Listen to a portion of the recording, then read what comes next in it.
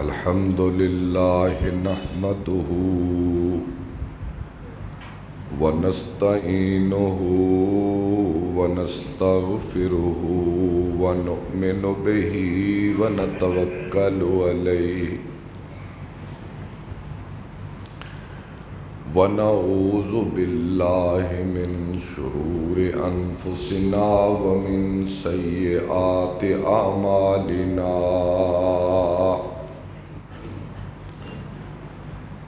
من يهده الله فلا مضل له ومن يضلله فلا هادي له وأشهد أن لا إله إلا الله وحده لا شريك له وأشهد أن محمدًا عبده ورسوله اللهم صل على محمد وعلى آل محمد كما صليت على إبراهيم وعلى آل إبراهيم إنك حميد مجيد اللهم بارك على محمد وعلى آل محمد كما باركت على إبراهيم وعلى آل إبراهيم إنك حميد مجيد أما بعد فإن خير الحديث كتاب الله وخير الهدي هدي محمد صلى الله تعالى عليه وآله وسلم وشر الأمور محدثاتها وكل محدثة بدعة وكل بدعة ضلالة وكل ضلالة في النار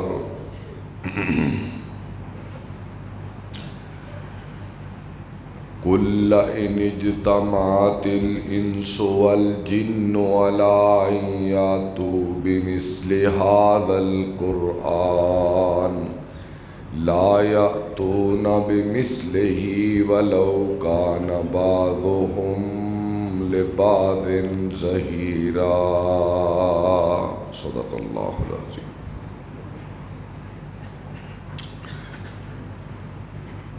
اللہ رب العزت کی بے پناہ حمد و ثنا اور نبی پاک صلی اللہ تعالی علیہ السلام کی مبارک زندگی پر درود و سلام کے بعد حضرات و حاضرین، آج رمضان المبارک کا جمعۃ الوداع ہے۔ اس مالک کی بے انتہا نعمت اور فضل کے ساتھ اس نے ہمیں ایمان اور صحت کے ساتھ یہاں تک پہنچایا، اور کل الحمدللہ ہر مسلمان عید کی خوشیاں منائے گا، اور یقیناً یہ خوشی وہی منائے گا جس نے رمضان کا حق ادا کیا تھا۔ اللہ تعالیٰ ہر مسلمان کے گھر میں کل خوشیاں نصیب فرمائے، ہر دکھ سے، ہر درد سے، ہر غم سے، ہر مصیبت سے ہر مسلمان کو محفوظ اور مامون فرمائے۔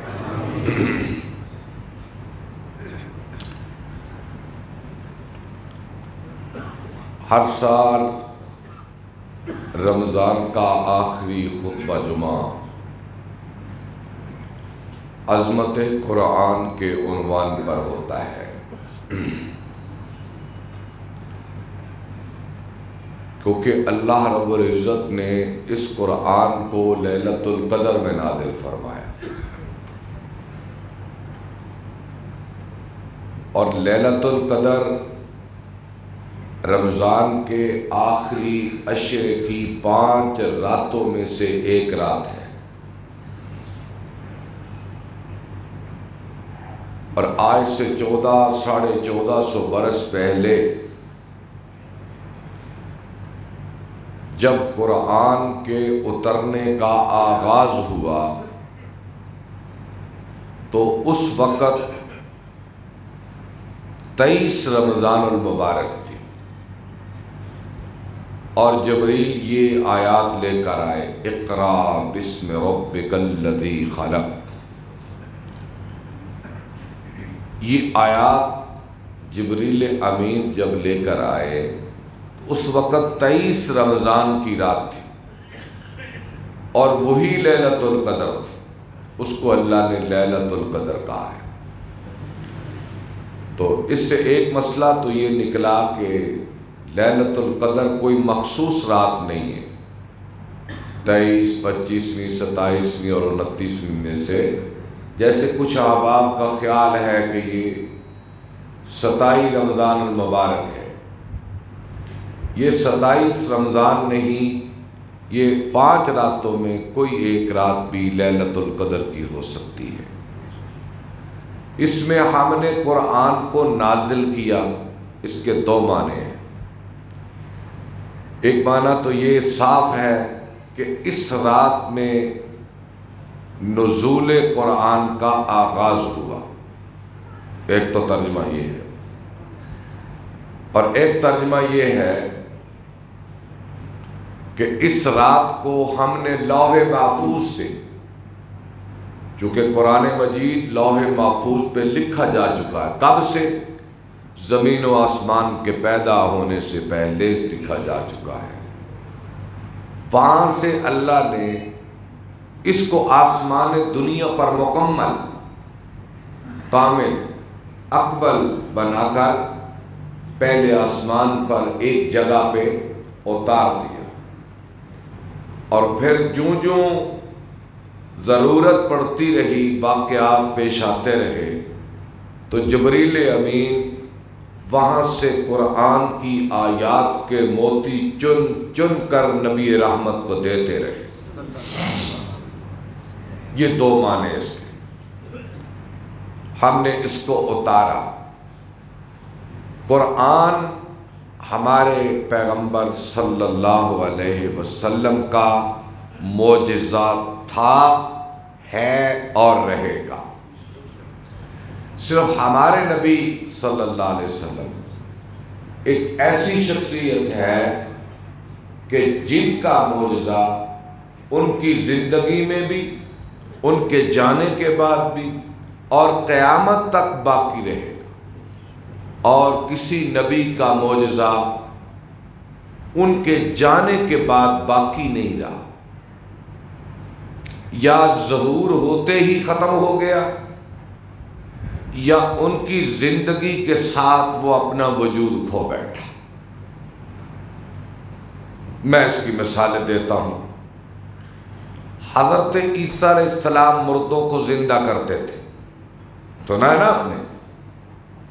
عیسیٰ علیہ السلام کوڑ کی بیماری اور مادرزاد نبینا، پیدائشی نبینا، اس کے ہاتھ آنکھ پہ پھیرتے اس کی بینائی لوٹ آتی، اور کوڑ کے بیمار کو ہاتھ پھیرتے وہ ٹھیک ہو جاتا۔ عیسیٰ علیہ السلام گئے، معجزات بھی ختم۔ حضرت صالح علیہ السلام کی اونٹنی معجزہ تھی، دیکھتے دیکھتے وہ پہاڑ سے برآمد ہوئی قوم کے سامنے، ان قوم کے مطالبے پر، لیکن کچھ عرصے کے بعد قتل ہو گئی، وہ معجزہ بھی ختم۔ موسیٰ علیہ السلام کی لاٹھی سانپ بنی، سنتے ہیں نا واقعہ؟ موسیٰ علیہ السلام کی لاٹھی سانپ بنی، اور ایک دم میں وہ پھر لاٹھی بن گئی، معجزہ ختم ہو گیا۔ لیکن اللہ نے جو اپنے حبیب کو معجزہ دیا ہے وہ قیامت تک زندہ و سلامت ہے اور زندہ و سلامت رہے گا، اور یہ وعدہ رب کریم کا ہے، انا نحن نزلنا الذکر وانا لہ لحافظون، اس کو میں نے نازل کیا ہے اور اس کی حفاظت بھی قیامت تک میں خود کروں گا۔ تو خیر معجزہ کیا ہوتا ہے؟ معجزہ وہ ہوتا ہے جو دوسرے کو عاجز کر دے، دوسرے کو نیچا کر دے، اس کا مقابل نہ لا سکے، وہ معجزہ ہوتا ہے۔ اور معجزہ پیغمبر کی نبوت کی دلیل ہوتا ہے، تاکہ نبی کے لیے کچھ آسانیاں پیدا ہو جائیں، لوگ غیبی امداد سمجھ کر، غیبی بات سمجھ کر سمجھنے کی کوشش کریں کہ یہ تو واقعتاً اللہ کا نبی ہے، اس کے پاس ایسی باتیں ہیں جو ہم نہیں جانتے، اس کے پاس وہ کام ہیں جنہیں انسان کر نہیں سکتا، یقیناً یہ تو کوئی نبی کر سکتا ہے۔ اللہ معجزے انبیاء کو عطا کرتا ہے، اور وہ حالات کی نزاکت کے مطابق معجزہ ہوتا ہے، جیسا رواج ہو، جیسے حالات ہوں، جیسے مزاج ہوں، جیسے وقت کے تقاضے ہوں۔ وہ مثلاً حضرت عیسیٰ علیہ السلام کو اللہ نے مردوں کو زندہ کرنے کا معجزہ دیا، کیونکہ اس زمانے میں طب بڑے عروج پر تھی، حکمت، حکیم نہیں ہوتے، ان کی حکمتیں اس وقت موجودہ میڈیکل سائنس تو نہ تھی، یونان کی طب تھی، اور یونان کی طب نے بڑی ترقی کی اور بڑی بیماریوں کا علاج دریافت کیا، لیکن ان دو بیماریوں کا علاج طب یونانی بھی دریافت نہ کر سکی۔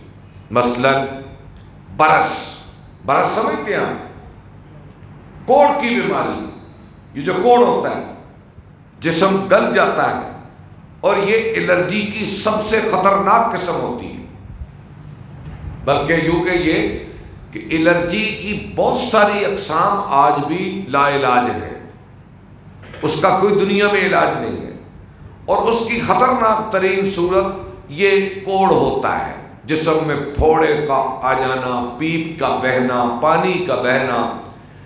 یہ اس زمانے میں بھی لا علاج تھی، آج بھی لا علاج ہے۔ اور پیدائشی نبینا جس کی آنکھیں نہ ہوں، اس کا کوئی علاج نہیں، نہ آج، نہ 1000 سال پہلے، نہ 500 سال پہلے، کوئی اس کا علاج نہیں تھا۔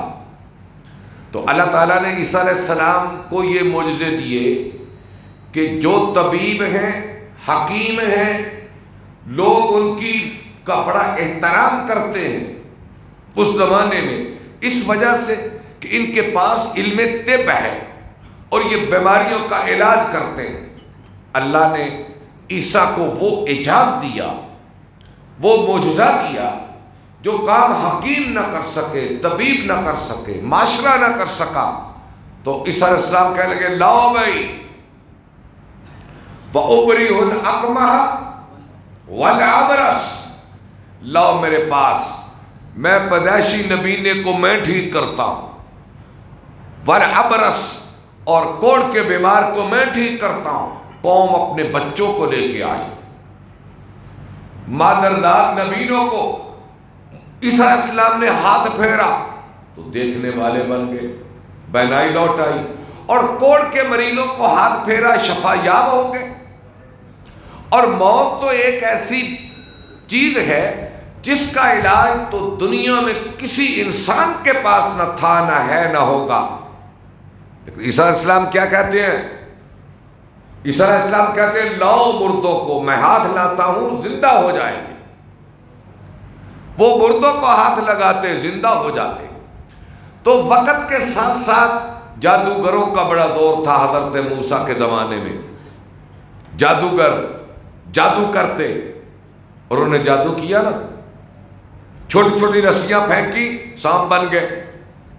فرعون نے اپنے جادوگر جمع کیے اور موسیٰ علیہ السلام ڈر گئے، یا اللہ میں کیا کروں؟ فرمایا وما تلک بیمینک یا موسیٰ، موسیٰ تیرے دائیں ہاتھ میں کیا ہے؟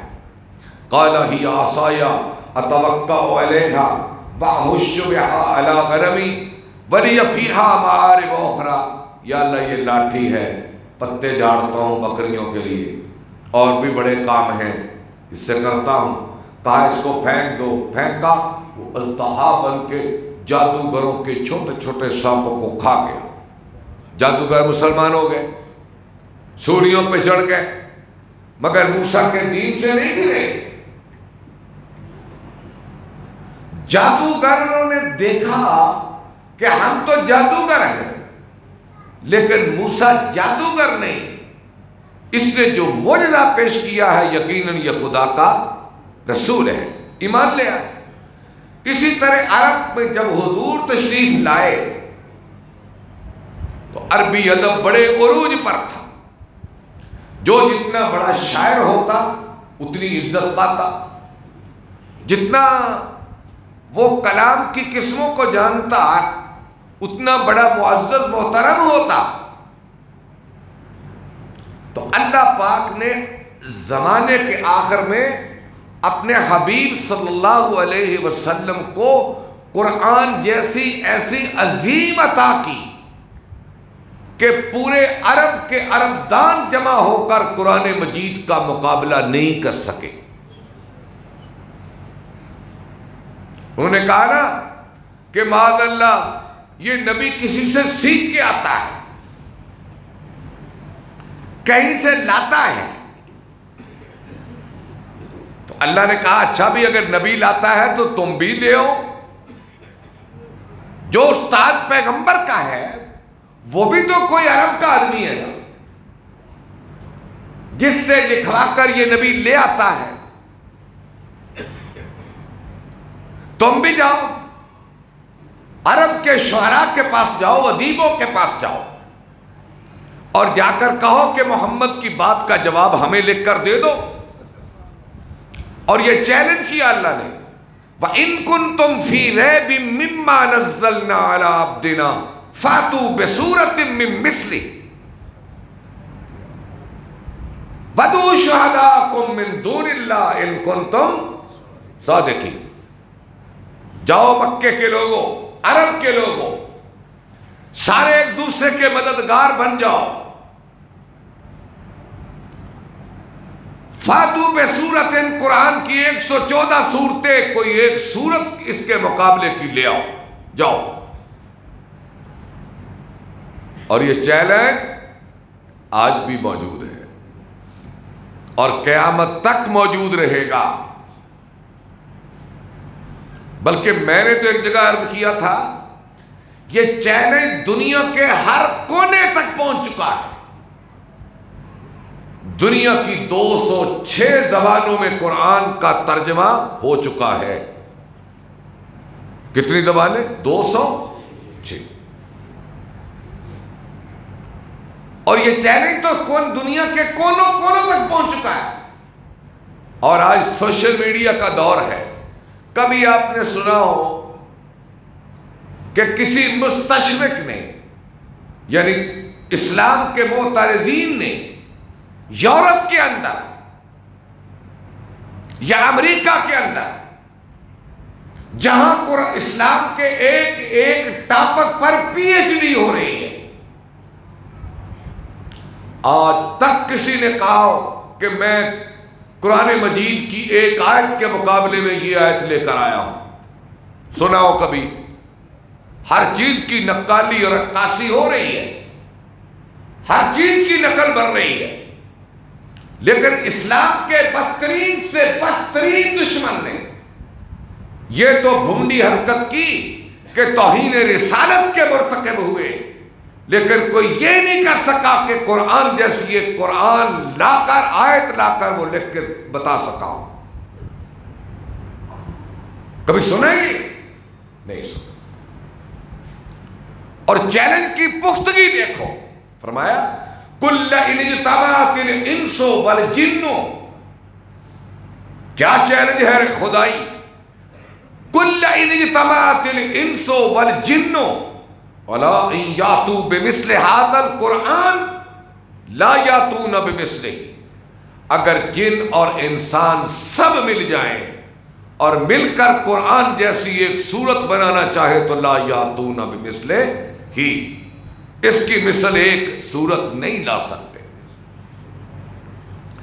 اب ہم اس طرف آتے ہیں کہ اللہ کا یہ چیلنج اتنا مضبوط کیوں ہے؟ اچھا یہ بھی تو ہو سکتا تھا نا کہ کوئی عرب اٹھتا اور قرآن کی ایک چھوٹی سی صورت کے مطابق اپنے عربی ادب کو ڈھال کے لے آتا. امکان تھا نا. جیسے انا اعطیناک الکوثر، تو کوئی یہ بھی کہہ سکتا تھا، کوئی اس کے مقابلے میں کوئی بنا لاتا چھوٹی سی.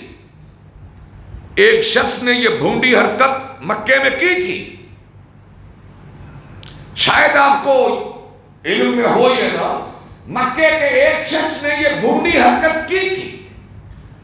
وہ ایک کپڑے پہ لکھ کے لایا، جب سورت اتری القاریہ، سورہ القاریہ اتری، القاریہ تم القاریہ وما ادراک مل، اس کا ترجمہ بھلا کیا ہے؟ کھڑکھڑانے والی. یہ آپ زلزلہ نہیں دیکھتے؟ جب زلزلہ آتا ہے تو ہر چیز ایسے کانپتی ہے، تھرتھراتی ہے، اور ہر چیز کھڑکتی ہے. دروازے یوں یوں کرتے، ان کی آواز ہوتی ہے نا. اس کو کہتے ہیں قاریہ، قرع الباب، عربی میں کہتے ہیں قرع الباب، فلاں نے دروازے پہ دستک دی. القاریہ دستک دینے والی، کھڑکھڑانے والی. یہ قیامت کے بارے میں اللہ نے کہا القاریہ، کھڑکھڑانے والی. ملقاریہ، کھڑکھڑانے والی کیا ہے؟ وما ادراک ملقاریہ، میرے حبیب تمہیں کیا خبر کہ قاریہ کیا ہے؟ یوم یکون الناس کالفراش المبثوث، لوگ یوں ہوں گے جیسے بکھرے ہوئے پتنگے. وتکون الجبال کالعہن المنفوش، اور پہاڑ ایسے ہوں گے جیسے دھنکی ہوئی رنگین اون. فَأَمَّا مَنْ ثَقُلَتْ مَوَازِينُهُ، جس کے اعمال کے وزن بھاری ہو گئے، فَهُوَ فِي عِيشَةٍ رَاضِيَةٍ، اس کا تو کام بن گیا. فَأَمَّا مَنْ خَفَّتْ مَوَازِينُهُ فَأُمُّهُ حَاوِيَةٌ. آگے اس کا عنوان چلے گا. خیر، ایک کافر اٹھا، اس نے کیا کیا؟ اس نے بھی ایک تختی لی اور اس پہ لکھا. اب سورہ قاریہ کا جواب لکھ رہا ہے. لکھتا ہے الفیل وما الفیل وما ادراک ما الفیل. توجہ رہے، الفیل عربی میں ہاتھی کو کہتے ہیں، پتہ؟ الم تر کیف فعل ربک باصحاب الفیل. فیل ہاتھی کو کہتے ہیں. اس نے الفیل وما الفیل وما ادراک ما الفیل، یہ لکھا اور لا کر کعبے کی دیوار سے آویزہ کر دیا اور کہنے لگا دیکھو میں قرآن کے مقابلے میں ایک آیت بنا کے لایا. ایک کافر اٹھا، اس کا ساتھی، اس نے خانے کعبے سے اسے پکڑ کے پھاڑ دیا. اس نے کہا بے عقل، احمق. یہ اس کا جواب ہے. وہ تو کوئی غیب کی خبر ہو رہی ہے، کھڑکھڑانے والی، کھڑکھڑانے والی. وہ تو غیب کی بات ہو رہی ہے. اور ہاتھی، ہاتھی، تمہیں کیا پتا ہاتھی کیا ہے؟ وہ بے وقوف، کس کو نہیں پتا کہ ہاتھی کیا ہے؟ وہ ہاتھی کیا ہے کس کو نہیں پتا؟ اس کے کان ہوتے ہیں، اس کی سونڈ ہوتی ہے، اس کے 4 پاؤں ہوتے ہیں، اتنا اس طرح اس کا بدن ہوتا ہے. اے عقل کے اندر اتار دے اس کو. اس نے اتار کے پھاڑ دی. اچھا جی، اب یہ کیا ہے کہ اس کے مقابلے کی آج تک کوئی آیت کیوں نہیں بن سکی؟ یہ چیلنج اتنا مضبوط کیوں ہے؟ اس کی وجہ یہ ہے کہ کوئی ایک عربی اٹھتا اپنی فصاحت و بلاغت میں قرآن کے الفاظ کے وزن کے مطابق لے آتا. یہ ممکن تھا. ایک حکیم اٹھتا اور قرآن جیسی حکمت لے آتا. یہ بھی ممکن تھا. حکمت لقمان کو خدا نے قرآن کا حصہ بنایا. حکمت لقمان کو اللہ نے قرآن کا حصہ بنایا. وَإِذْ قَالَ لُقْمَانُ لِابْنِهِ وَهُوَ يَعِظُهُ يَا بُنَيَّ لَا تُشْرِكْ بِاللَّهِ. اللہ نے حکیموں کے واقعات اس میں بیان کیے. لیکن میرے بھائیوں، قرآن کے اندر ایک ایسی خوبی ہے، اور وہ یہ خوبی ہے کہ قرآن غیب کی خبر بتاتا ہے، اور غیب کی خبر بتانا کسی انسان کے بس کی بات نہیں ہے. غیب کی خبر بتانا کسی انسان کے بس کی بات. اللہ نے سورہ یوسف بیان کی، سورہ یوسف کا واقعہ بیان کیا. حضرت زکریا کا واقعہ بیان کیا، حضرت مریم کا واقعہ بیان کیا، اور فرمایا میرے حبیب اس وقت تو نہ تھا اور تو نہیں جانتا تھا. وَمَا كُنْتَ تَدْرِي مَا الْكِتَابُ وَلَا الْإِيمَانُ. اور میرے حبیب قرآن کے اترنے سے پہلے تمہیں کیا پتا تھا کہ وحی کیا ہے اور کتاب کیا؟ ہم نے تمہیں یوسف کا واقعہ سنایا، ہم نے تمہیں آدم کا واقعہ سنایا، ہم نے پہلے نبیوں کے واقعات بیان کیے. یہ سب کیا ہیں؟ غیب کی خبریں ہیں. اور غیب کی خبر کسی انسان کے بس کی بات نہیں. اچھا جی، آپ میں کو اٹھے کہے جی میں بناتا ہوں آیت، تو آپ کو تو پتہ ہی نہیں ہے کہ کل کی بات کیا ہے، اور قرآن کیا ہے؟ ساری کل کی بات ہے، یا ماضی کی بات ہے، یا کل آنے والی ہے، یا گزرے ہوئے واقعات، یا قیامت کا ذکر، جنت کا ذکر، دوزخ کا ذکر، حساب کا ذکر، میزان کا ذکر، قیامت کے دن اٹھنے کا ذکر، قبروں سے نکلنے کا ذکر، سور کا ذکر، نفخے کا ذکر، حشر کا ذکر، حساب و کتاب کا ذکر، الصراط سے گزرنے کا ذکر، جہنم کی سختی کا ذکر، جنت کی نعمتوں کا ذکر، دوزخ کی آگ کا ذکر، جنت کے نظاروں کا ذکر. یہ تو سب آنے والے واقعات ہیں جس کو انسانی نظر نہیں جانتی. آپ دیکھیں، یہ ایک شخص آیا، اس کا نام ہے اتبا، بدر میں قتل ہوا. کہنے لگا اپنی قوم سے کہ اے میری قوم، ہم محمد سے لڑ رہے ہیں صلی اللہ علیہ وسلم، کیوں نہ ہو ان سے مذاکرات کر رہے ہیں. یہ 6 ہجری کی 6 نبوی کی بات ہے، اور یہ قوم حضور سے مذاکرات پر اس وقت آئی جب حضرت حمزہ اور حضرت عمر نے اسلام قبول کیا. طاقت کے آگے آدمی ہوش کے ناخن لیتا ہے نا. جب یہ 2 بڑی شخصیتیں مسلمان ہوئی تو ان کی آنکھیں کھل گئی. اب بلال کو مارنا کہیں مہنگا نہ پڑ جائے، اب غلاموں پہ ظلم کہیں مہنگا نہ پڑ جائے. یہ آئے، اتبا کہنے لگا میری قوم، میں جا کر اس سے مذاکرات کرتا ہوں، شاید تو کام بن جائے، یہ مکے کا امن جو برباد ہے ٹھیک ہو جائے. میں کہا جاؤ جی، ہمیں کوئی اعتراض نہیں، آپ جائیں. حضور صلی اللہ علیہ وسلم مسجد حرام کے ایک کونے میں بیٹھے قرآن کی تلاوت کر رہے تھے، اور ایک کونے میں ابو جہل اینڈ کمپنی بیٹھی ہوئی تھی.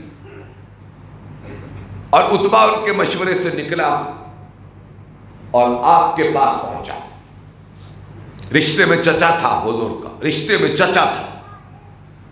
جا کر ادب سے بیٹھا اور کہنے لگا اے میرے بھتیجا، تو جانتا ہے کہ کہ مکے کا ہر گھر دوسرے سے پھٹ چکا ہے، قبیلوں کی طاقت بڑھ چکی ہے، بیٹا باپ سے جدا ہے، باپ بیٹے سے جدا ہے، ماں بیٹی سے جدا ہے، بیٹی ماں سے جدا ہے، ہر گھر میں تیری وجہ سے لڑائی پڑ چکی ہے، تو اپنی قوم پہ رحم کریں۔ اور وہ رحم یہ ہے، اگر تو چاہتا ہے کہ ہم تجھے سردار بنا لیں تو ہم تمہیں سردار بنا لیتے ہیں، اور اگر تو مال چاہتا ہے تو ہم پورے مکے کا مال تیرے قدموں میں ڈھیر کر دیتے ہیں۔ اور تیسری بات اس نے کیا کہی، سنیے ذرا، کہنے لگا جی اگر آپ کو کوئی ذہنی مسئلہ ہے نا، کوئی جن بھوت جیسے آج نہیں، یہ ان کا دن تھا کہ جن بڑھ گئے، جن نکل آئے، جن کر دیتے، جن بن دیتے، جیسے آج نہیں ہو رہا، ایسے ہو جب معاشرہ اعتقادی طور پہ گرتا ہے نا، اعتقادی طور پہ گرتا ہے تو پھر یہ جن آتے جاتے ہیں، طویل آتے جاتے ہیں، گنڈے آتے جاتے ہیں، اور یہ پھر قسمیں تب چلتی۔ اگر آپ کو کچھ جن بھوت ہے تو ہم معاذ اللہ آپ کا علاج کروا دیتے ہیں۔ 3 باتیں ہو گئی، کون کون سی؟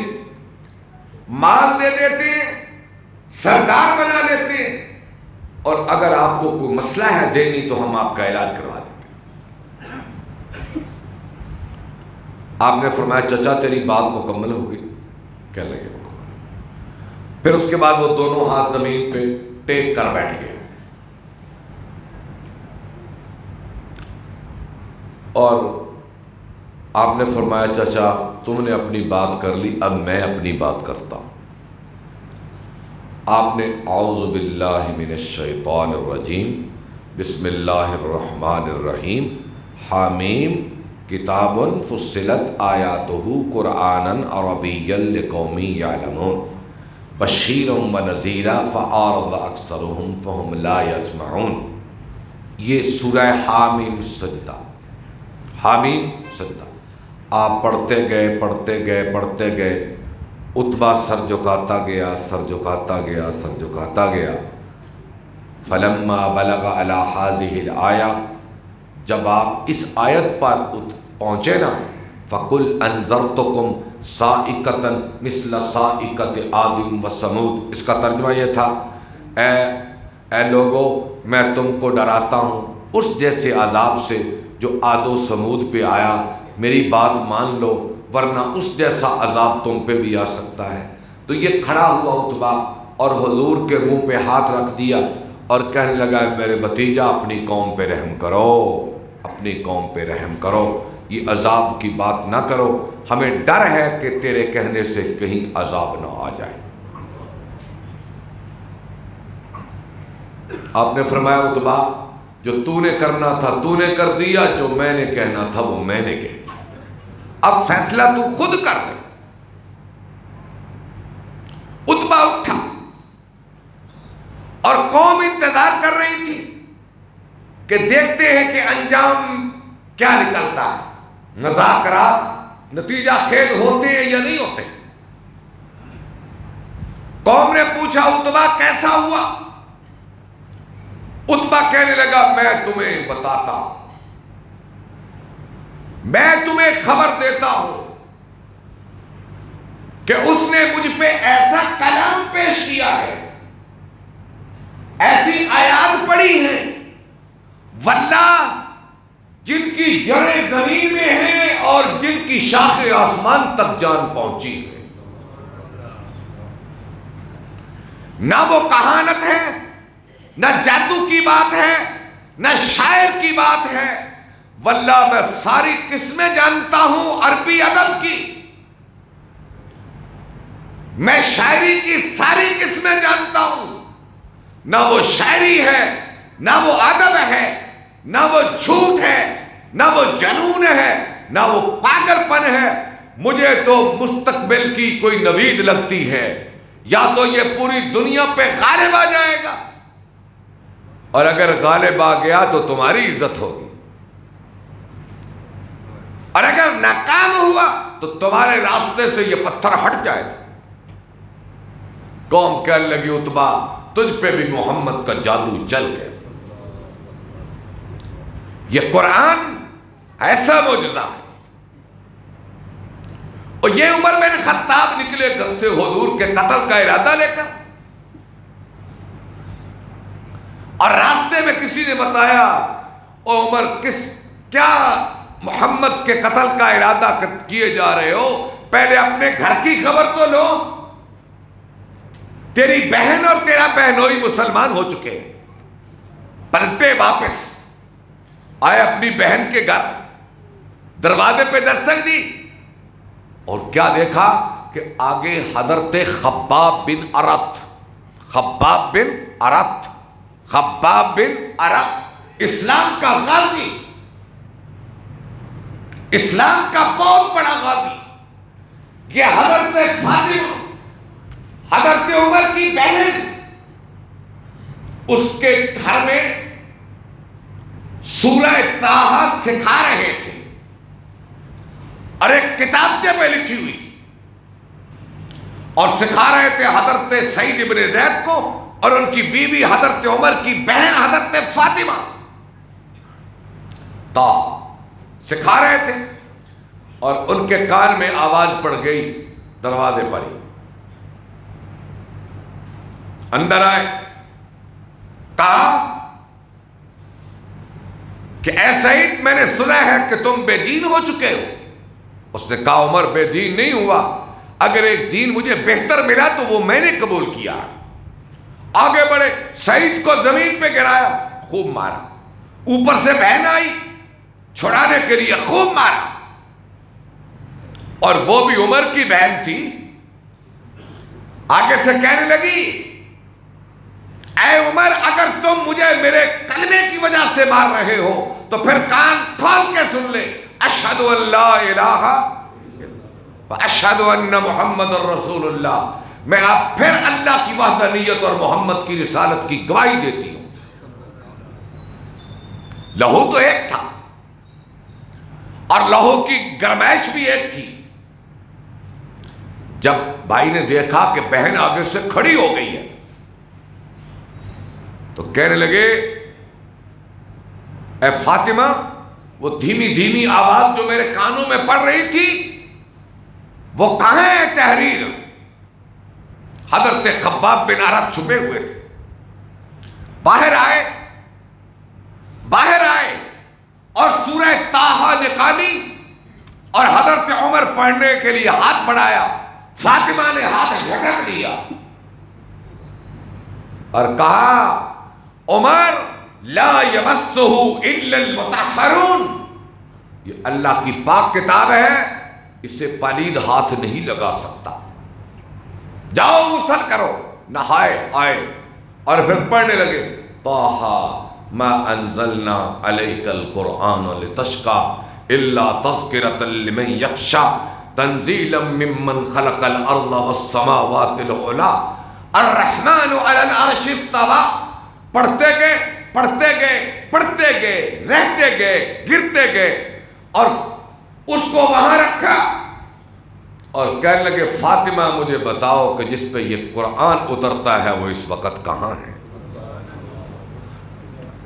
خباب بن ارت اٹھے، کہنے لگے عمر واللہ میں نے جمعرات کو حضور کو یہ دعا کرتے سنا ہے کہ یا اللہ اگر تیری نظر میں ابو جہل پیارا ہے تو وہ دے دے، تیری نظر میں عمر بن خطاب پیارا ہے تو وہ دے دے، واللہ حضور کی دعا کی قبولیت کا وقت آن پہنچا ہے۔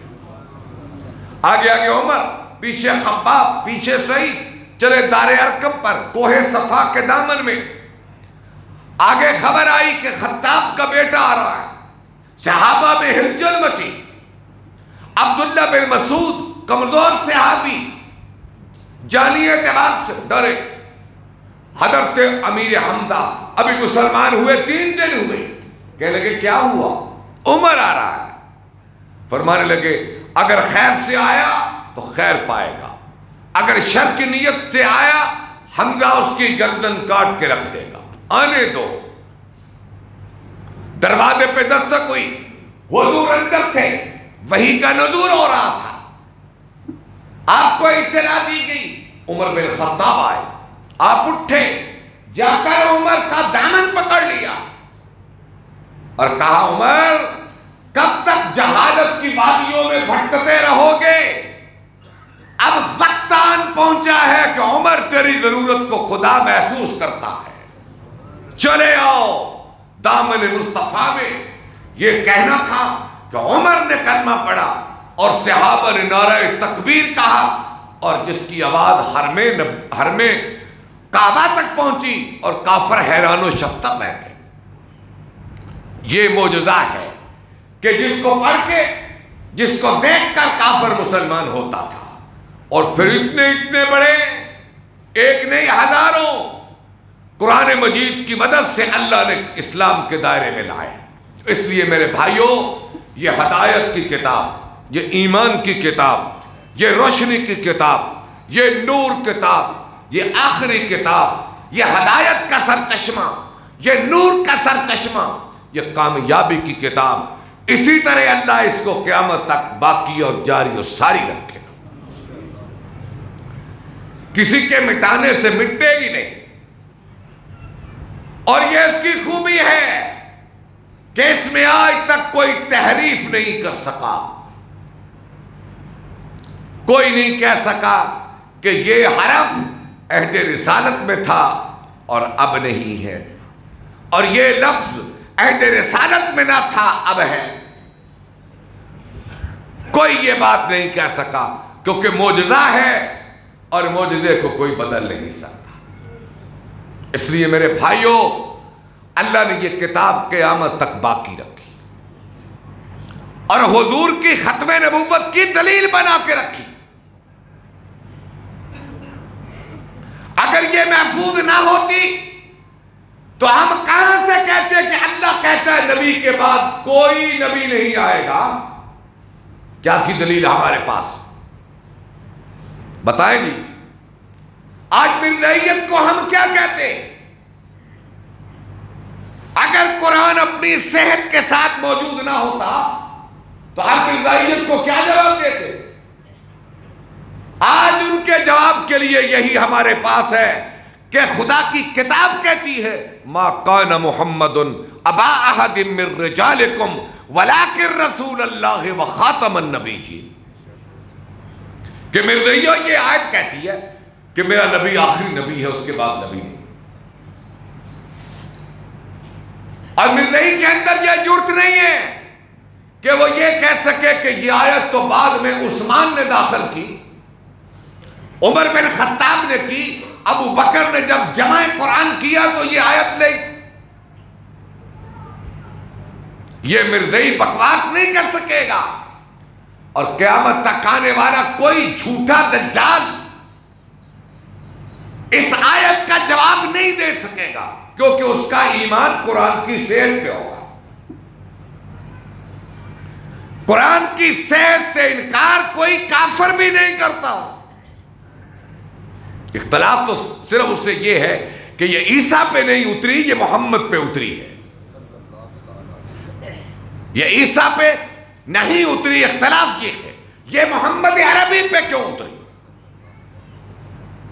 اس لیے یہ سچی کتاب، یہ اعجازی کتاب، یہ معجزہ کتاب، یہ نور و ہدایت کی سرچشمہ کتاب میرے بھائیوں خود پڑھیں، بچوں کو پڑھائیں، اور قیامت تک کے لیے اس کو اللہ اس کو باقی رکھے گا۔ وآخر دعوانا الحمدللہ رب العالمین۔